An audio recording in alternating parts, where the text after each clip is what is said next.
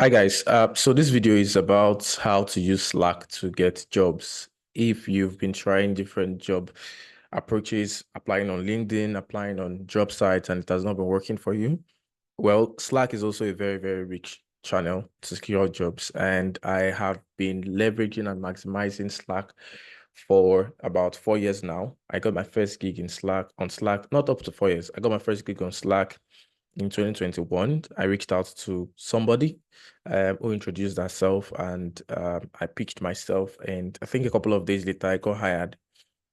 So I've used Slack for a couple of freelance gigs, and also I've used Slack to get full-time positions, not just for myself, also for a couple of other people are associated with me. So yeah, I'm going to share my screen now and show you different ways that you can get jobs on Slack. And it's a no-brainer approach. So if you are looking towards securing a job on Slack, then let me introduce you to some um some strategies. Firstly, before you get jobs on Slack, the first thing you need to do is to try to join communities that are niche based. So I belong to a lot of communities for different reasons. One, I belong to some communities because I want to grow and learn. Some other communities, I join them because I want to also network and pitch to people. Some other communities I just joined because I'm curious about what is going on within communities. So how to do that is you just go to Google and search for communities in your industry. I am a content and marketing person, and I belong to Online Genius, Mind the Product, Superpath, Pigeon Archive, Genius Focus, Clay, Belkins, Growth Bodies, Go to Market, Outbound, TSP. I am a growth guy, but I also have experience. Like I'm a full-blown growth marketer. So I mean, people in marketing can relate to these communities. However, these communities will not be important to you or relevant to you if you're not in marketing. So you have to look for Slack channels that are in your niche. Most of them are free to join. So I'm going to start with Superpath. Superpath has over 13,000 members at the moment, maybe more than, because the last time I checked, Superpath had over 13,000 people. And one interesting thing about Superpath is it's very, very active. You can get to interact with so many people on the platform. Superpath has a job listing channel. It has a freelance geek channel. It has an intro channel. So I'm going to show you like 3 different ways to leverage on Slack on these channels. One, you can come to freelance gigs and check for freelance gigs that they post. So let's see. I'm looking for a freelance ghostwriter based in South Africa, short form piece for LinkedIn profiles per week, month to month, 3 months, go through type form survey. An industry is hiring LinkedIn copywriter for their ghostwriting agencies, $25 per hour, start immediately. They posted this today. This sounds really, really interesting. And I think I personally would check on this. I mean, I'm open to a lot of gigs, and look at I've started. Okay. Do we have native fresh content strategists? So there are a lot of freelance gigs here. It's one thing about Slack is it connects you with gigs that are actually within your industry. So you don't have to think about external job boards that has other professions, right? So it has a job board, most times hiring a freelance anti-theft writer, hiring a content marketing lead, um associate content marketing manager. So these 2 ways, I mean, not 2 ways. One way is to check the channels, the hiring channels in the community you join. They have gigs. That's one.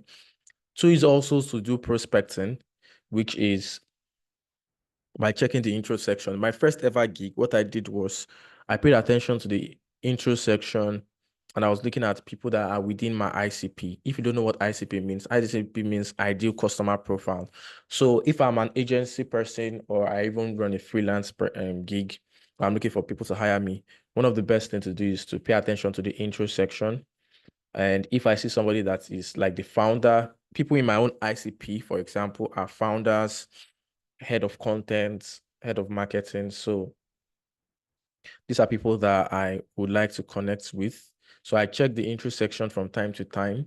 If I see founder, then I can try to reach out to start a conversation with them, right? And yeah, so that's it. That's it. It's the same thing for all channels. Let me check Rev Genius. I actually like Rev Genius. Rev Genius is a sales community. I say Slack. It's a sales Slack channel, right? So let's check Rev Genius. It's the same thing too. They have a job board that you can look at it. They have chat job posting where anyone with a strong background selling data platform. Does anyone have an affordable lead agency? We're helping a fast growing blah blah blah. We are hiring remote sales representative. So these are like ways to get lots of jobs. And then, like I said, there's also intro section. All Slack channels have intro section, all Slack communities, because they want people to participate within the community, right? So you can also check your ICP here. When people introduce themselves, just check if they fit into your ICP.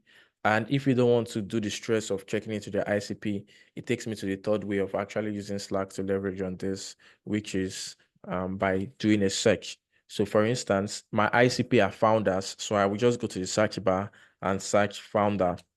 I'll use the keyword founder and then search. It's going to pop up a list of people that founder is in their bio. And then I can start manually checking out their profile on LinkedIn. So it has, let me see. It's not supposed to bring zero, actually.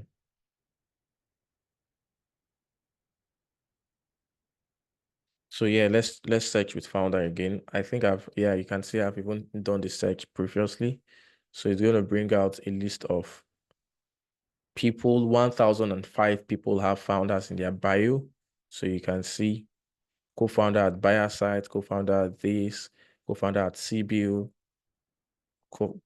co-founder. So one of the things I do is I check out all of this, and by the time I mean you already have like a list of 1,000 potential clients, right? Makes sense.